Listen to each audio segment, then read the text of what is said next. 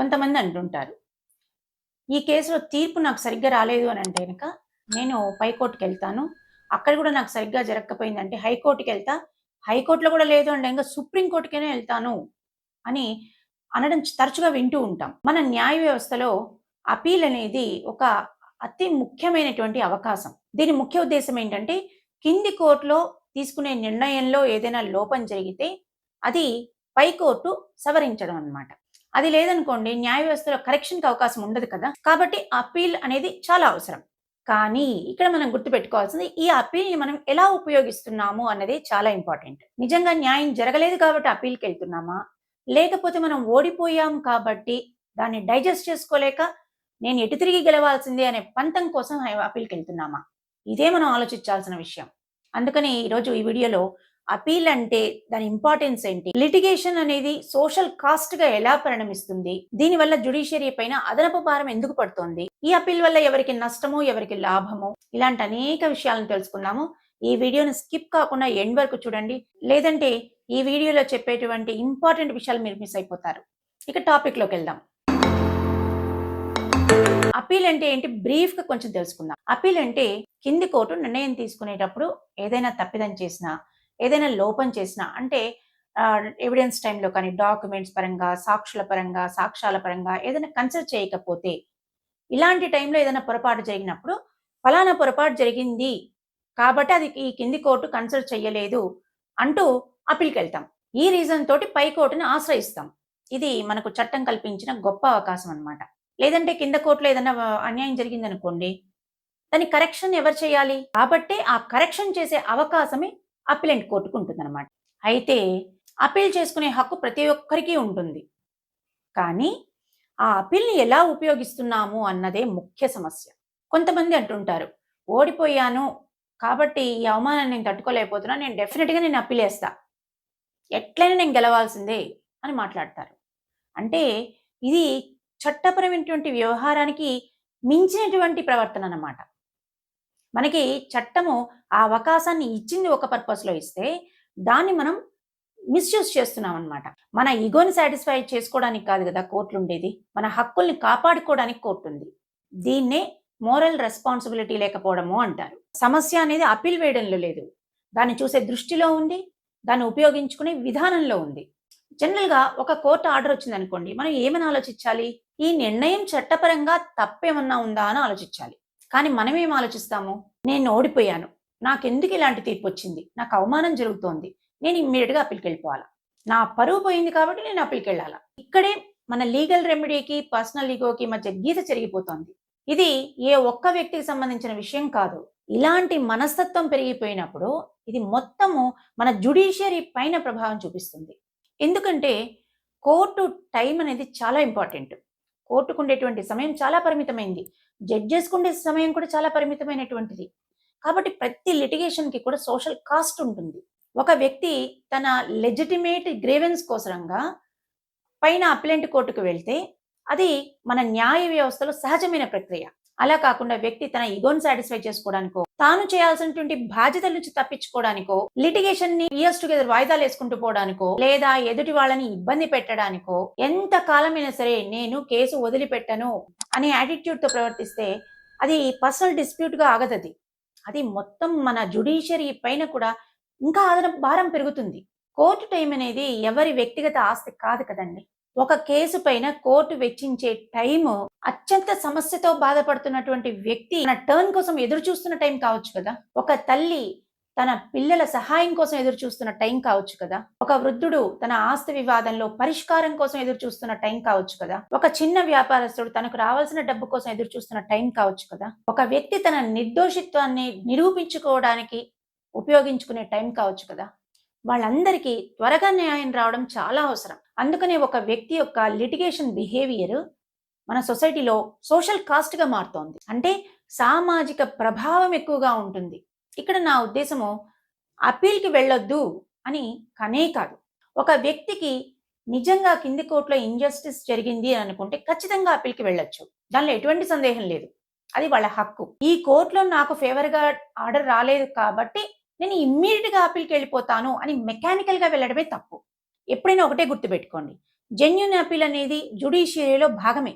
అట్లా కాకుండా ప్రతి స్టేజ్‌లో కూడా వచ్చినటువంటి అడ్వర్స్ ఆర్డర్స్‌ని మన ఇగోయిజంగా మార్చుకొని ప్రతి స్టేజ్‌లో కేసులు నడిచే ప్రతి స్టేజ్‌లో ఫైట్ చేసుకుంటూ పోయామనుకోండి, ఒక కేసు 100 కేసులుగా మారిపోతుంది. ఈ ప్రవర్తన కరెక్టేనా అని మనల్ని మనం ప్రశ్నించుకోవాలి. ఎప్పుడైనా సరే న్యాయం కోసం పోరాడే వ్యక్తి తనకు అడ్వర్స్ ఆర్డర్ వచ్చినా లేదా తనకు ఫేవరబుల్‌గా ఆర్డర్ వచ్చినా కూడా అసలు ఆ ఆర్డర్‌లో ఏం రాసుంది అని చదువుతాడు.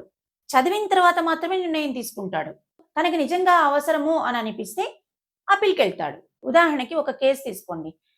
కేసులో దాదాపు 10 అప్లికేషన్‌లు పడొచ్చు. అయితే ప్రతి అప్లికేషన్ మీకే ఫేవర్‌గా రావాలి అనుకుంటూ, ప్రతి అప్లికేషన్ మీద మీరు అప్పీల్‌కెళ్లారనుకోండి, ఒక కేసు 100 కేసులుగా మారిపోతుంది. దానివల్ల కోర్టు సమయం ఎంత వృధా అయిపోతోంది ఆలోచించండి. ఇలాంటి లిటిగేషన్ మైండ్ సెట్ ఉన్న వాళ్ళ బిహేవియర్ వల్ల ప్రజలు ఇంకొక పర్సెప్షన్‌లోకి వెళ్ళిపోయే అవకాశం ఉంటుంది. ఇదే మన సంస్కృతిని మార్చేస్తుంది. అంటే ఏ సమస్యకు ఫుల్ స్టాప్ అనేది లేకుండా ఎప్పుడు ప్రొలాంగ్ చేసుకుంటూ పోవడమే అవుతుంది. ఇలాంటి సంస్కృతి సొసైటీలో వచ్చిందనుకోండి, ఏ లిటిగేషన్‌కి అంతం ఉండదు. ఇదంతా మనం కోర్టు ప్రక్రియని ఎలా ఉపయోగించుకుంటున్నామో అనే దాని మీద డిపెండ్ అయి ఉంటుంది. లాయర్స్‌కి, జడ్జెస్‌కి, లిటిగెంట్స్‌కి ఎవరికి వాళ్ళ పాత్రలనేవి ఉంటాయి కదా! వారి మోరల్ రెస్పాన్సిబిలిటీస్ కూడా ఉంటాయి కదా!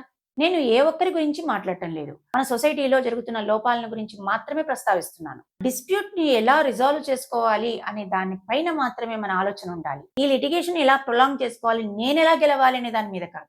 ఒక కేసు గెలవడం కన్నా ఒక డిస్ప్యూట్‌ని త్వరగా ముగించుకోవడమే అతిపెద్ద విజయం. దీనికి సంబంధించిన ఇన్ఫర్మేషన్ అంతా నేను ఎర్లియర్ వీడియోలో చెప్పాను. దాన్ని కింద డిస్క్రిప్షన్‌లో లింక్ ఇస్తాను. మీరు చూడొచ్చు. ఈ అపీల్స్ కానీ, రివిజన్స్ కానీ, రివ్యూస్ కానీ ఇవన్నీ కూడా కోర్టు మనకిచ్చినటువంటి అవకాశాలు. రెమెడీస్ అన్నమాట. ఒక కోర్ట్‌లో మనకి సరైన న్యాయం జరగలేదు అని అనుకున్నప్పుడు, దాని మీద మనం అప్పీల్‌కెళ్ళొచ్చు అనే అవకాశం ఇచ్చింది. ఒక రెమెడీ ఇచ్చింది. చట్టం హక్కులిచ్చింది కదా అని చెప్పి, మన బాధ్యతల నుంచి తప్పించుకునే హక్కు ఉందని గాదు గదా అర్థము. ఒక ఎగ్జాంపుల్ చెప్తాను. ఒక మెయింటెనెన్స్ కేసేశారండి. భార్య, 2 పిల్లలు ఉన్నారు. మెయింటెనెన్స్ కేసేశారు భర్త మీద. కోర్టు భార్య పిల్లలకి ఒక 10,000 నెలకివ్వాలి అని చెప్పి మెయింటెనెన్స్ ఆర్డర్ చేసింది. ఒక వ్యక్తి పిల్లల్ని పెట్టుకొని బతకాలి అంటే నెలకు 10,000 ఎంతవరకు ఉపయోగపడతాయనేది అందరికి తెలిసిన విషయమే. కానీ ఆ 10,000ని కూడా ఇవ్వను అంటూ అప్పీల్‌కెళ్తాడు భర్త. తనకి అవకాశం ఉన్నప్పుడు, తనకి పోషించగలిగిన కెపాసిటీ ఉన్నప్పుడు, తను ఆ 10,000ని చెల్లించడానికి పక్కన పెట్టి అప్పీల్‌కెళ్ళాల్సిన అవసరం ఏంటి? నీ భార్య బిడ్డల్ని పోషించమని ఎవరు చెప్పాలి? అది మనిషిగా నీ బాధ్యత. కానీ అది పక్కన పెట్టేసి మెకానికల్‌గా ఇక్కడ 10,000 ఆర్డర్ అయింది కాబట్టి నేను ఇంకా తగ్గించుకుంటానని అప్పీల్‌కెళ్ళిపోవడం. ఇది ఎంతవరకు కరెక్ట్? అంటే ఇగో ముందు బాధ్యత గుర్తు రావట్లేదు. అతని మనస్తత్వానికి చుట్టూ ఉండేటువంటి పరిస్థితులు కూడా ఆజ్యం పోస్తున్నాయి. అందుకనే ముందుగా మనని మనం ప్రశ్నించుకోవాలి. నేను మోరల్ వాల్యూ తోటే ఉన్నానా లేదా? ప్రతిదీ చట్టంలో రాసిపెట్టి ఉండదు కదండీ. మన బాధ్యత అనేది ప్రతిదీ చట్టంలో ఉండదు. కొన్నింటిని మనం గుర్తించాలి. అది మన రెస్పాన్సిబిలిటీ అండ్ కామన్ సెన్స్. న్యాయ వ్యవస్థ ఎంత బలంగా ఉన్నా సరే దాన్ని ఉపయోగించే మనుషుల మనస్తత్వం కూడా న్యాయ వ్యవస్థ పైన ప్రభావం చూపిస్తుంది. కోర్టు తలుపులు మనకు న్యాయం చేయడానికి తెచ్చుకొని ఉంటాయి తప్పనిచ్చి మన ఈగోని సాటిస్ఫై చేసుకోవడానికి కాదు అన్నది అందరూ గుర్తుపెట్టుకోవాలి. మీకు నిజంగా ఇంజస్టిస్ జరిగిందా? ఖచ్చితంగా పోరాడండి. కానీ ఈగో కోసం లిటిగేషన్‌ని అంతులేని ప్రయాణంగా మార్చకండి. మనకి డబ్బుండొచ్చు, బలముండొచ్చు, బలగముండొచ్చు, చట్టంలో ఉన్న రెమెడీస్ తెలిసుండొచ్చు. కానీ మన ఇగో వల్ల ఎదుటి మనిషి జీవితం నాశనం అయ్యే పరిస్థితి రాకూడదు కదా! ఒక కేసు ఒక వ్యక్తికి జస్ట్ అవ్వచ్చు. కానీ ఇంకొక వ్యక్తికి అదే లైఫ్ కావచ్చు. ఒక కేసులో ఇచ్చేటువంటి డేటు ఒక వ్యక్తికి సింపుల్ డేట్ అవ్వచ్చు. కానీ అదే ఇంకొకరికి వాళ్ళ పిల్లల చదువులు ఆగిపోయే రోజు కావచ్చు. ఒక వ్యక్తికి ఇది జస్ట్ అపీలే కావచ్చు. కానీ అది ఇంకొకరికి ఇంకొక సంవత్సరము భారంగా గడపాల్సిన పరిస్థితి కావచ్చు. కాదంటారా? అందుకనే ప్రతి ఒక్కరం కూడా మన చట్టం మనకిచ్చినటువంటి అవకాశాలను ఉపయోగించుకునే ముందు ఇది నిజాయితీగా మోరల్ వాల్యూస్‌తో చేస్తున్నానా లేదా అని ఆలోచించుకొని నిర్ణయం తీసుకోవాలి. ఇక్కడే కదా మనిషిగా మన అసలు పరీక్ష మొదలయ్యేది. కోర్టు మనకి రెమెడీ చూపించొచ్చు. కానీ మనం ప్రతిరోజు ఎలా ప్రవర్తించాలి అని ప్రతిసారి కోర్టు మనకి చెప్పాల్సిన అవసరం ఉండదు కదా!